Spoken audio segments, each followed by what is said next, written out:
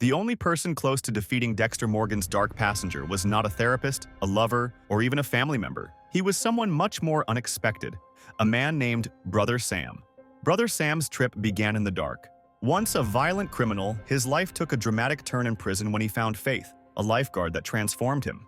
When he met Dexter, Sam directed a car store in the hardest neighborhood of Miami. But this was not just a garage. It was a sanctuary, a place where the former convicts found second opportunities in a world that had resigned them. Think about that for a moment. How often people in your life are judged by your past, instead of seeing who you are trying to become? That is the type of judgment that Sam faced every day, and yet he never let him stop him. He believed in redemption, not only for himself but for anyone willing to try.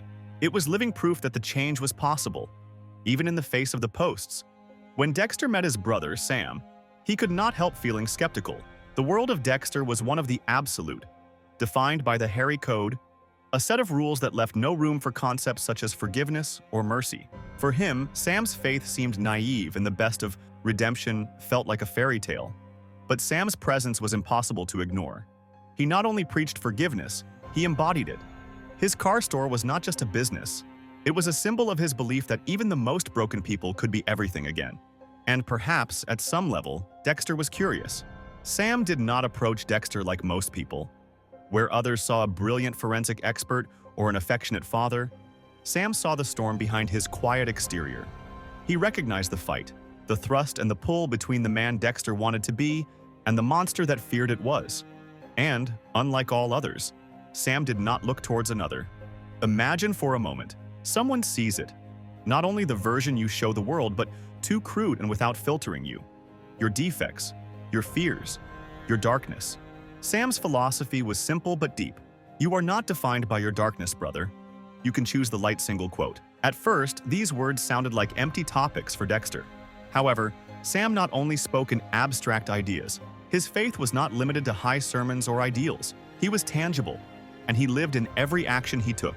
Each former conflict that had a second chance, and every life that helped rebuild, was a testimony to his belief that no one was beyond redemption. Dexter, always the observer, could not notice that he had not been useful. Purpose under the guidance of Sam. Have you ever met someone whose presence only makes you question your own beliefs? Someone who challenges your worldview not through arguments but through the way he lives? That is what Sam was from Dexter. He did not try to convince Dexter with debates or logic. He simply lived his truth, and that truth gave stronger than any conference. For Dexter, Sam's belief in redemption was not only disturbing, it was a direct challenge for the base of who thought it was. Dexter told himself that he did not want to change, that he did not need to do it. However, when Sam spoke, Dexter could not look far away. There was something undeniable about him. Sam did not talk about the transformation, or what he lived. His honesty was not just that it was only a Sam. One day, Sam said, "We all have shadows, brother, but they don't have to control us." For Dexter, these words hit like a deck. Its entire existence was based on the belief that its darkness was uncontrollable, that the monster within it was an immutable truth. But what if Sam was right? What would happen if the shadows pursued by Dexter were not invincible? What would happen if they could be handled or even defeated? Imagine someone who tells you that what you hate most about yourself, what you are convinced defines you, does not have to do it. Throughout, then came the time when everything was destroyed. Brother Sam received a shot for one of his, a man that Sam had trusted, believed, and tried to save. For Sam, it was the final proof of his faith in redemption. For Dexter, it was a brutal reminder of the risks of believing in people. How could someone like Sam, who had built his life in the second, the ultimate price for his blessing? And here there is a question for you. How would you react if someone you trust, someone you thought, betrayed you so deeply? Most of us would feel angry. Some of us could feel hate. Dexter? Sam Dexter's words in those final moments would persecute him forever. It's not about what happens to us, brother. This is what we chose to do with that.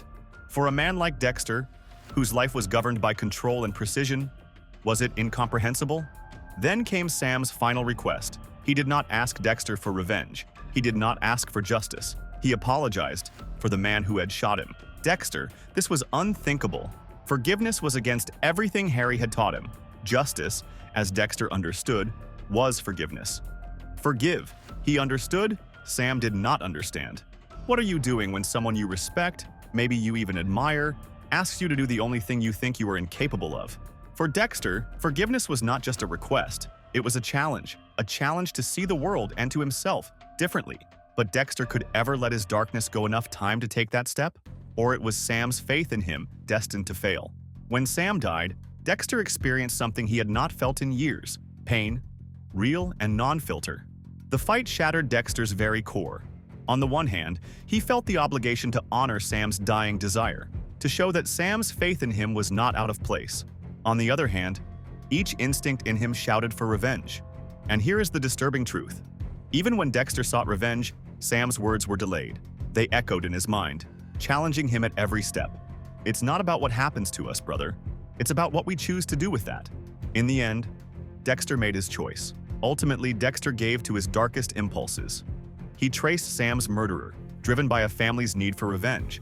It was what he knew best, the only way in which he could make sense of the insensitive betrayal that Sam had taken the life of Sam. It is not for you. Dexter's hesitation did not last. He carried out the act, as he had always done, following the code that defined it. But this time, something was different. The satisfaction he generally felt after delivering his version of justice was not there. Instead, he stayed with a hollow void, an unknown emptiness that was not an act of revenge. Could it exist? Sam's last words had shaken something deep within Dexter. "Forgive, I longed for the moment" had passed. The death of brother Sam marked a turning point for Dexter, not because he changed his actions, but because he changed his thoughts. For the first time, Dexter saw a crack in the armor of his code, a possibility by distance, so that there could be another way of living. Sam's death was not only the loss of a friend, it was the loss of a guiding light, someone who had shown Dexter a path that he never thought possible. In many ways, Sam left memories. He left Dexter with a lasting challenge. Unlike Harry, who gave strict Dexter rules to contain his dark what gives him the idea that he confirms it? Sam may not have defeated Dexter's dark passenger, but he approached anyone else.